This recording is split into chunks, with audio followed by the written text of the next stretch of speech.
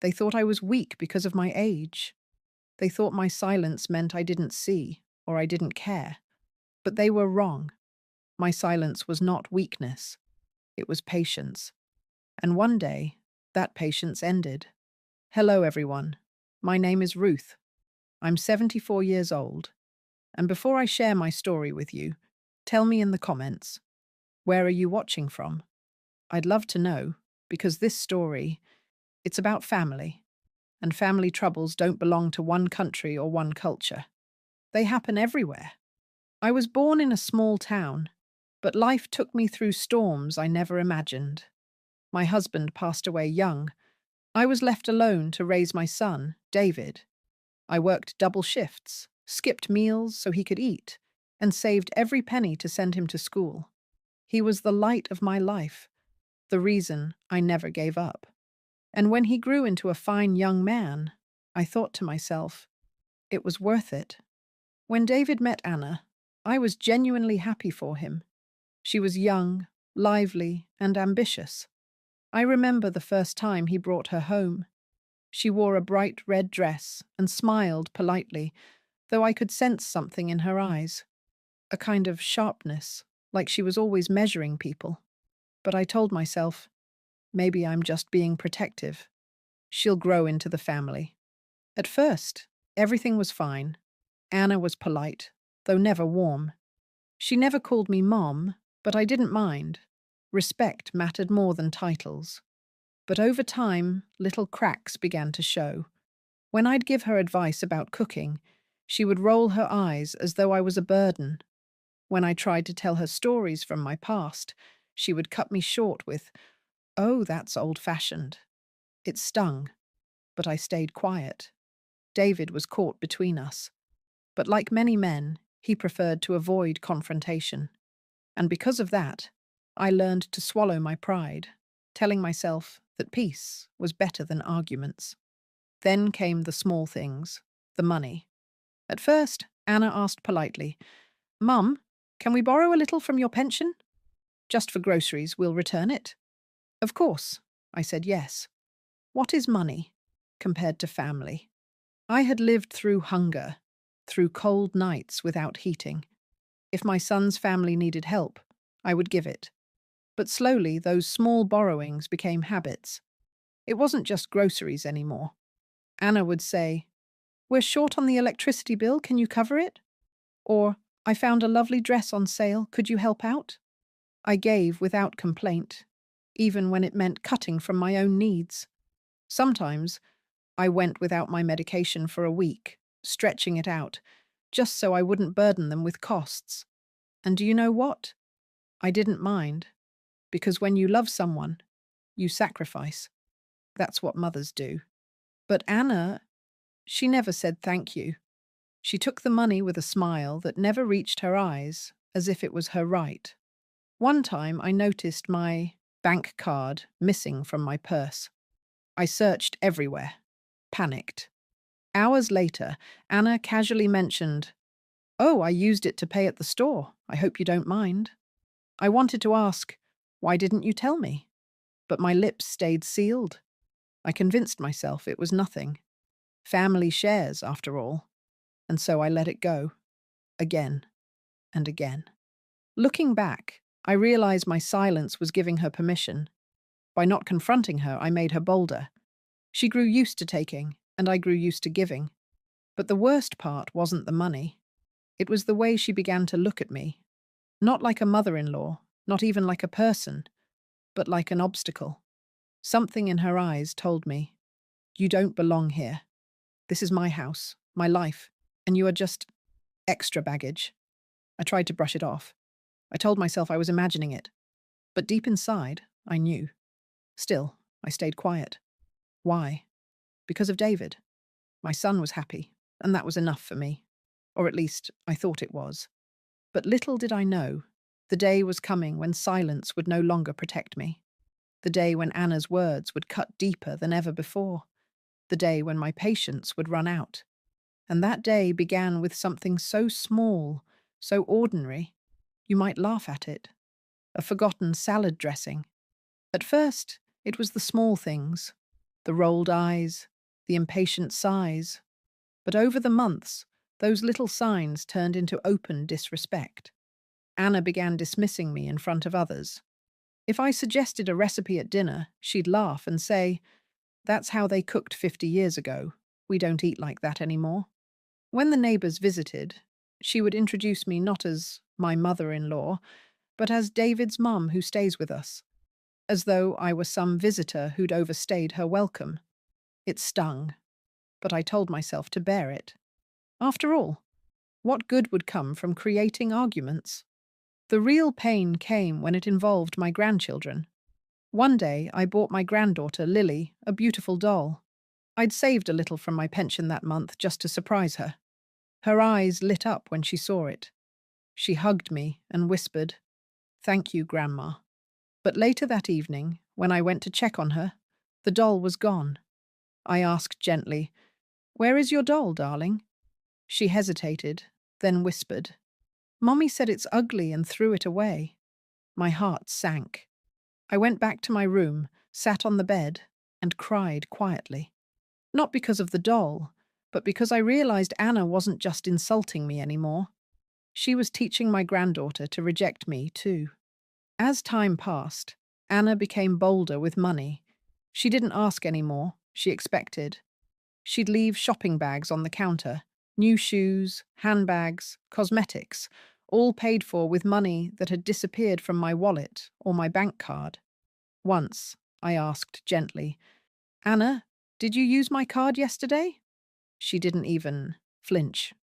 She just said, "Oh yes, I needed to pick up a few things." Don't worry, it wasn't much.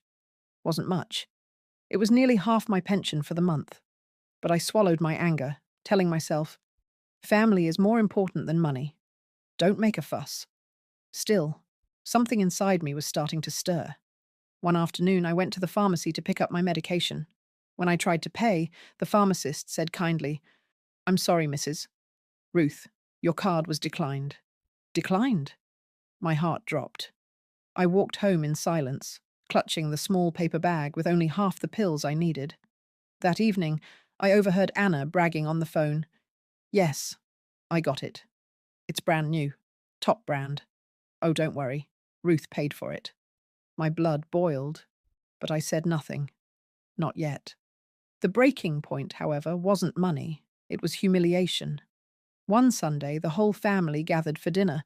My son, my daughter-in-law, and the children. I wanted to help, so I set the table and prepared the salad. But in my rush, I forgot the dressing. As everyone sat down, Anna smirked and said loudly, "See, she can't even remember salad dressing. This is why she should be in a nursing home. She's becoming useless." The room went silent. David lowered his head, pretending to focus on his food. The children glanced between us, confused. I felt the heat rise to my cheeks. For a moment, I thought I might cry. But instead, I smiled faintly and said nothing. Inside, however, something broke. That night, as I lay in bed, I whispered to myself, "Enough, Ruth." Enough. I realized that my silence was not keeping the peace. It was feeding her cruelty. By staying quiet, I had given her the power to humiliate me. And that was the night I decided I would no longer stay silent. But little did I know, the truth I was about to uncover was darker than I ever imagined. The words echoed in my ears long after dinner had ended. She can't even remember salad dressing. This is why she should be in a nursing home. I lay in bed that night, staring at the ceiling, my heart heavy. It wasn't the missing dressing. It wasn't even the insult. It was the silence that followed it. My son, my David, the boy I had sacrificed my youth for, sat there in silence, avoiding my eyes, pretending to cut his food. He didn't defend me. He didn't even flinch. And that silence hurt more than Anna's words ever could. I closed my eyes and remembered the nights I had stayed up sewing clothes for David when he was a child. The mornings I walked to work in the freezing cold so he could sleep a little longer. The days I went hungry so he wouldn't have to. And now, the same boy who once clung to me, whispering, "Don't leave me, Mama," couldn't even say one word when his wife humiliated me. I thought of leaving, packing my small suitcase and disappearing into some quiet nursing home where no one would mock me. At least there, my silence would not be misunderstood. But then a different voice rose inside me, firm, steady, strong.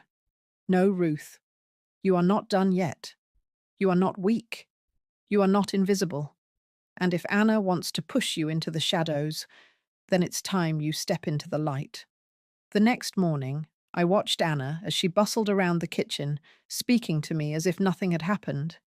Don't forget, Ruth, the kids need lunch money. Oh, and we'll need extra cash this week for groceries. You'll help us out, won't you? Her words dripped with entitlement. She didn't even ask. She demanded. I forced a smile, but inside, I was boiling.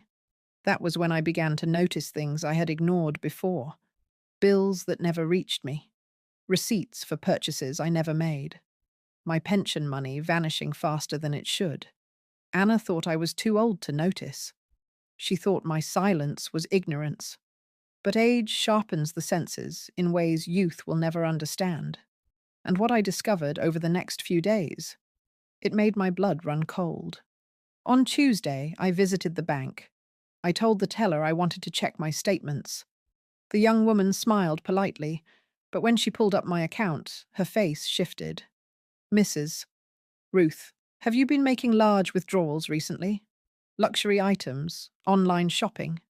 My heart sank. No? Why?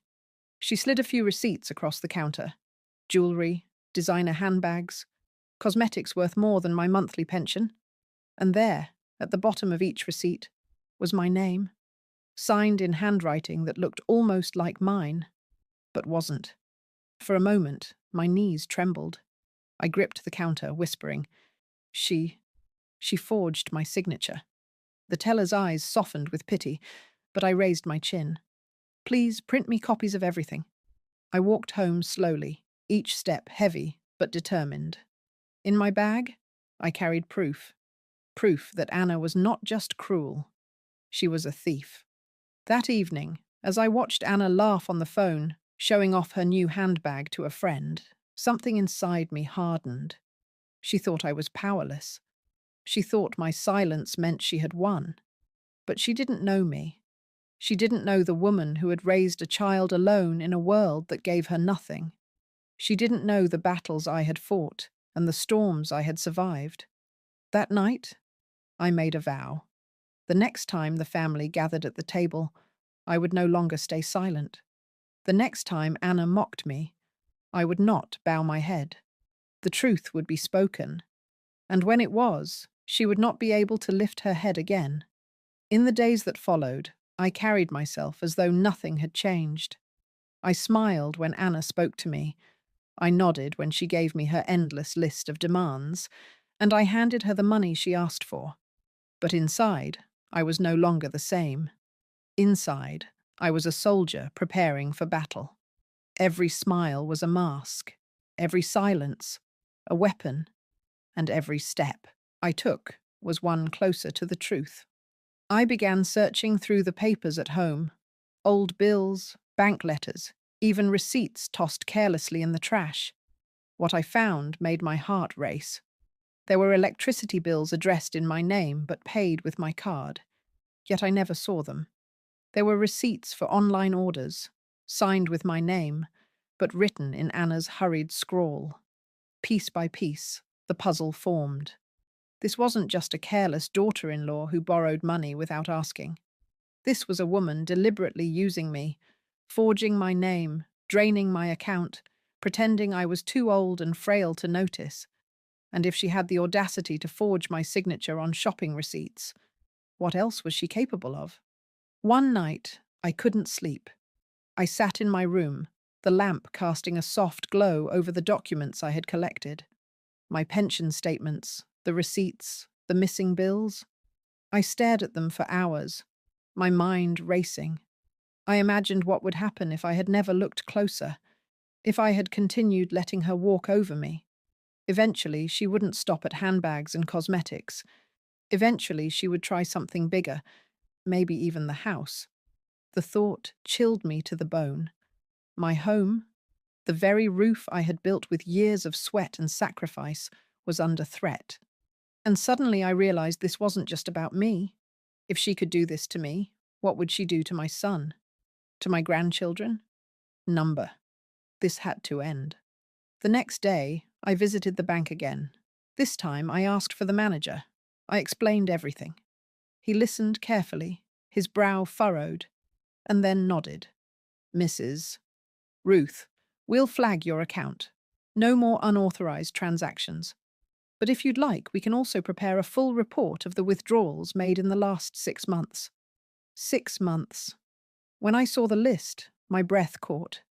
Thousands of dollars. All gone. All under my name. I signed the request for official copies and tucked them carefully into my purse. As I walked home, a calmness settled over me. For the first time in months, maybe years, I felt in control. That evening, I watched Anna at dinner. She laughed with David, chatted with the children, played the role of the perfect wife. But to me, she looked different now. I saw her not as a daughter-in-law, but as an intruder in my home. A snake coiled at the heart of my family. She thought I was too old to fight. She thought my silence meant defeat. But she was about to learn that 74 years of life had given me something she could never buy with all my stolen money: wisdom, patience, and the courage to wait for the right moment. And that moment was coming soon. I decided I would not confront her in private. Number. That would be too easy for her to twist, to deny, to cry crocodile tears and make David believe her lies again. No, the truth had to be revealed where no excuses could hide. At the family table, in front of my son, in front of my grandchildren, in front of everyone who had silently watched her disrespect me. That would be the stage, and I would be ready. So I prepared. I gathered every receipt, every bill, every bank statement. I placed them neatly in an envelope and hid it under my pillow like a secret weapon. Each night, I touched that envelope before I went to sleep, reminding myself, soon, Ruth. Soon the day was coming when Anna's smirk would vanish. The day was coming when my silence would finally speak.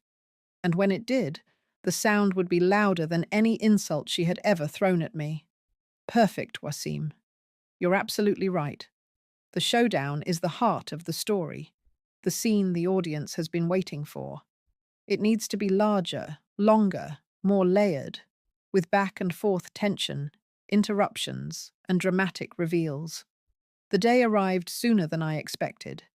It was a Saturday evening, and the whole family had gathered again. The table was full. Roast chicken, mashed potatoes, fresh bread, the kind of meal that should bring warmth.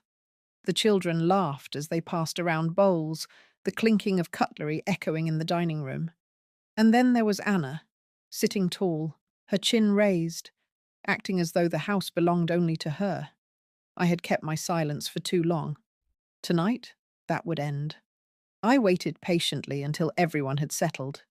David was pouring juice for the kids. Anna was busy correcting Lily's table manners, and for a moment, I simply watched. I looked at my son, the boy I had once rocked to sleep, now a grown man who still hadn't learned when to stand up for me. And then I looked at Anna, the woman who had slowly drained my dignity and my savings. I placed my fork down gently and cleared my throat. I'd like to say something. The table fell quiet. All eyes turned to me. Anna smirked. Oh? Is it another old story, Ruth? Maybe keep it short. The children get bored easily. Her words dripped with mockery, and I felt the children glance nervously at each other. But this time I did not smile faintly. This time my voice was steady. No, Anna. This is not a story. This is the truth. And it's time everyone here heard it. Anna frowned, shifting uncomfortably. Ruth, please. Not now. You always make everything dramatic. I ignored her. I reached under my chair and pulled out the thick envelope I had carried like a sword. You said I belong in a nursing home. Tonight, I'll tell you why you want me out of this house so badly." Her smirk faltered. David looked confused. The children leaned closer. Anna snapped, "Ruth, that's enough. Sit down before you embarrass yourself," but I was already standing. My hands didn't tremble. My voice didn't waver. "No, Anna. Tonight, the embarrassment won't be mine." I opened the envelope and pulled out the first set of papers. "For months, I've let you take my pension money." I told myself it was for groceries, for the children, for the household. But do you know what I discovered? It was never groceries. It was handbags, dresses, cosmetics. I laid the receipts down on the table. The children craned their necks to see. David blinked rapidly, his face paling. Anna let out a sharp laugh. "Oh, don't be ridiculous. Those could be anyone's receipts." "No," I said calmly. "They're mine." Paid with my card, I pulled out the next set of papers. Bank statements with highlighted charges. "Do you see these? Hundreds of dollars, withdrawn over and over. I didn't make these purchases, Anna. You did. And you thought I wouldn't notice." Anna's voice rose, sharp and defensive. "This is absurd. She doesn't know what she's saying. She's confused. She's old." David opened his mouth, but I raised my hand. For once, he stayed silent, letting me continue. I looked straight at Anna. "You thought I was too old to notice, too old to fight back. But you made one mistake, Anna. You left behind your trail, and I followed it. I pulled out the final piece of evidence, the forged signatures." The room went still. I placed them gently in front of my son. "Look, David. Look at how your wife signs my name." His face drained of color. He picked up the papers, scanned them, then looked at Anna in disbelief. "Anna, is this true?" Anna's voice cracked. "No, she's lying. She's making it up. She's—" But her words faltered when she saw the documents in his hand, the signatures, sloppy imitations of mine. She slammed her hands on the table. "She's doing this to ruin me. Can't you see? She's jealous. She wants to turn you against me." Her voice grew louder, shrill, desperate. The children covered their ears. But I did not flinch. I stepped closer, my eyes locked on hers. "I stayed silent when you mocked me. I stayed silent when you threw away the gifts I gave my grandchildren. I stayed silent when you drained my pension. But forging my name, that silence ends tonight." David's voice shook. "Anna, answer me. Did you do this?" Anna looked around wildly, her mask cracking. I only borrowed it. I was going to put it back. It's not what she's making it sound like." I cut her off, my voice firm. "Borrowing is when you ask. Theft is when you steal. Fraud is when you forge another's name. Do you want me to show you the bank report too? Because I have it." I pulled out the final document, placing it on the table like the last card in a game of poker. Anna's face crumbled. Silence filled the room. David stared at his wife, his jaw clenched, his hands trembling around the papers. The children looked frightened, but their eyes darted between me and their mother, as though realizing for the first time who the real villain was. Anna tried, one last time. Her voice broke into a shout. "You don't know what you're saying! You're senile! You're—" I slammed my hand down, not in anger, but in power. The sound echoed like thunder. "Enough!" The word cut through the room like a blade. I leaned forward, my voice low but strong. "You thought my silence was weakness, but my silence was love. Love for my son. Love for this family. And you used that love to bleed me dry. You tried to turn my grandchildren against me. And worst of all, you made my son believe I was a burden." Tears filled my eyes, but I did not let them fall. Not anymore. David's voice finally came, heavy and broken. "Anna? How could you?" Anna shrank back into her chair, her face pale, her lips trembling. And for the first time since she entered my life, she couldn't look me in the eye. Anna's face twisted, as though she were searching for an escape. Her lips parted, but no words came out.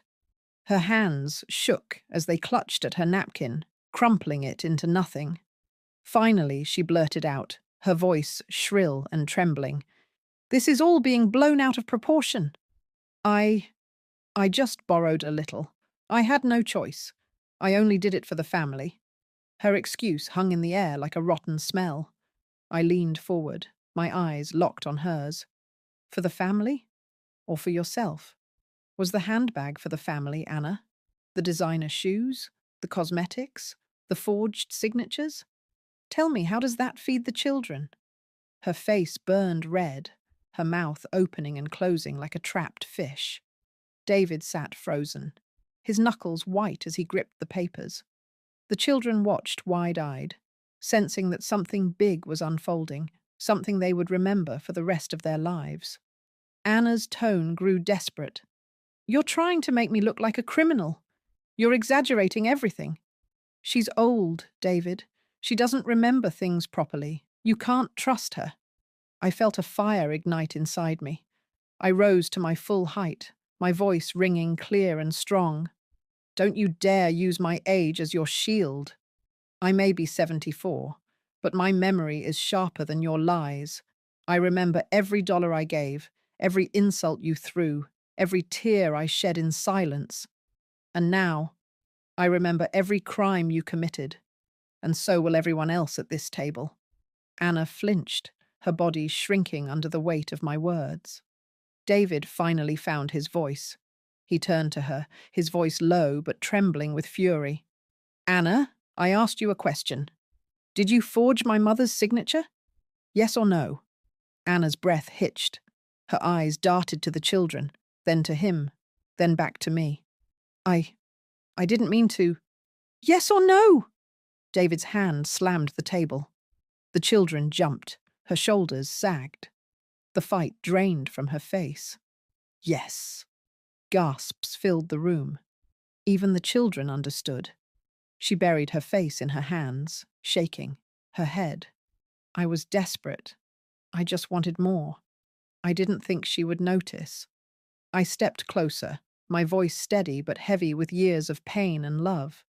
"You thought I wouldn't notice because you thought I was weak. You thought my silence meant I had no strength left.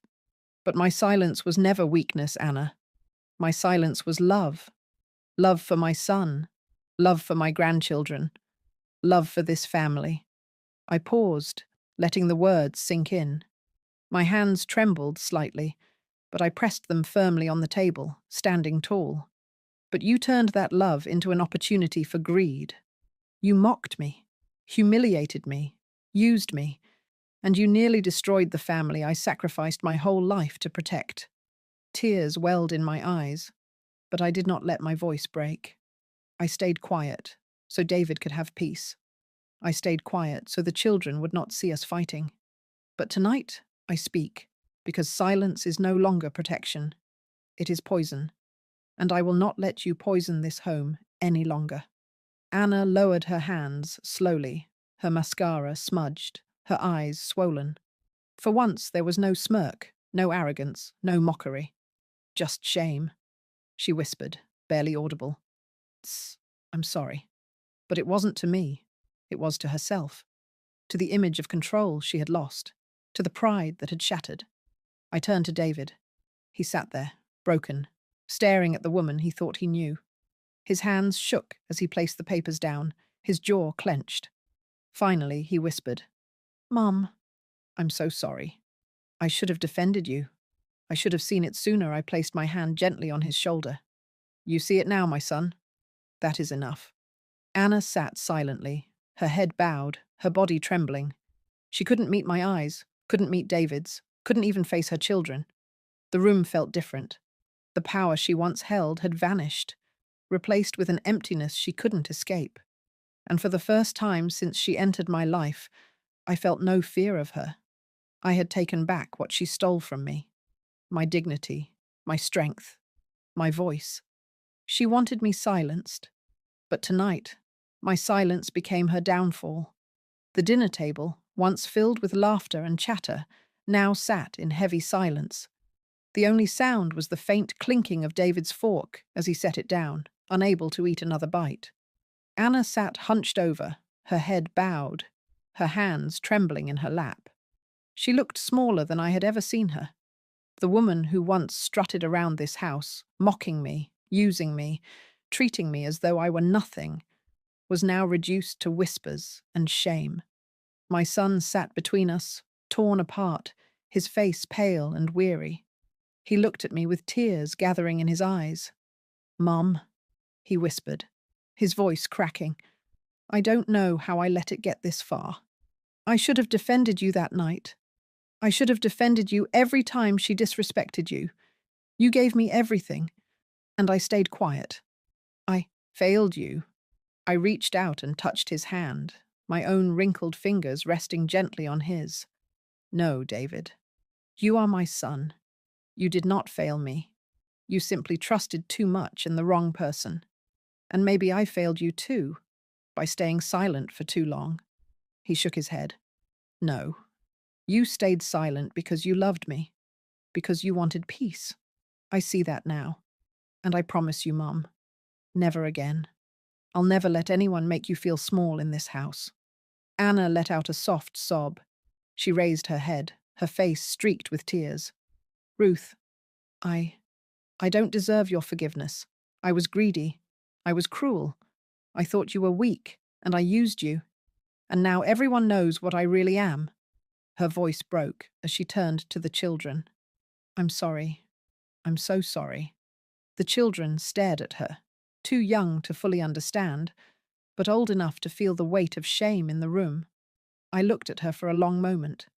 Part of me wanted to lash out, to remind her of every insult, every time she threw away my gifts, every night she made me cry quietly in my room.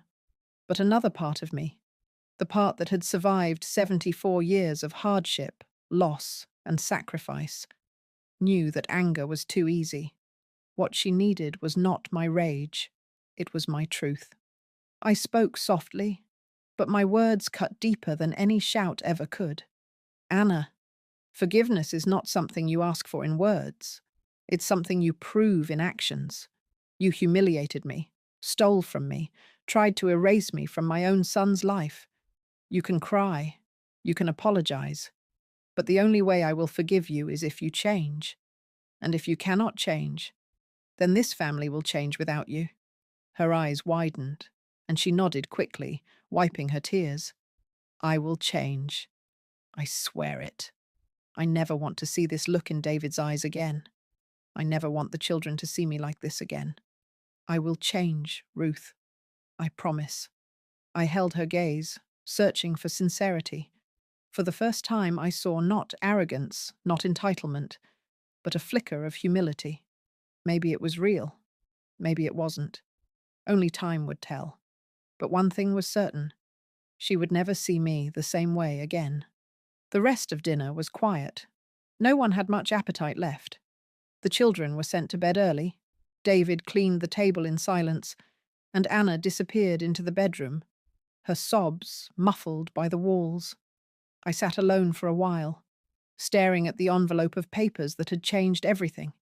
It wasn't victory I felt. It wasn't triumph. It was peace. For the first time in years, I felt like I had my voice back. Like I wasn't invisible. Like I wasn't just the old woman in the corner.